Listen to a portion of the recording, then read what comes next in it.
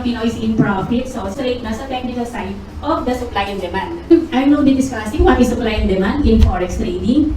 And of course, I will show you my criteria in spotting the supply and demand. So, i-discuss ko rin yung steps ko on how I spot.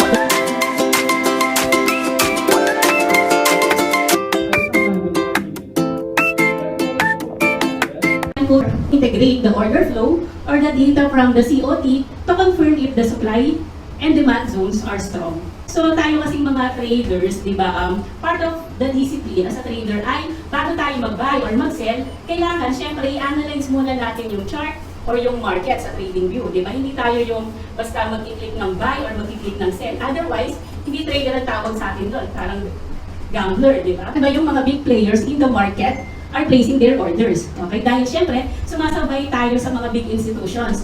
Dahil tayong mga retail traders, pag samasamahin man yung pera natin, hindi pa rin natin tayo makapagpamove ng market. So, ang idea nitong supply and demand in forex trading ay makahanap tayo ng mga high probabilities na zones.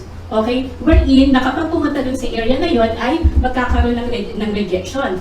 Or kung hindi man magkaroon ng rejection, at least magkaroon ng reaction. So generally, ito lang talaga yung criteria ko.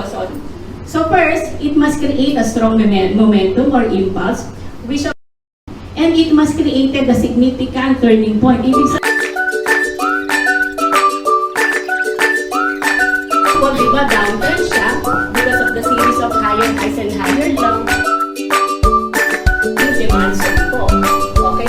So yan ang papasok yung step ko.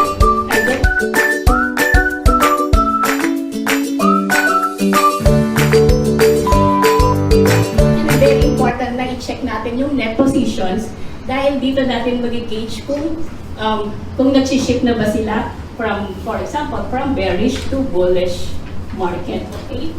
Commercial, meron silang mga underlying business. Like for example, baka magbabayad sila ng employees nila overseas or pipili lang natin ay non-commercial kasi purely itong mga big institutions dito, nasa market sila to make profit. Okay? So, to make money in the market, okay?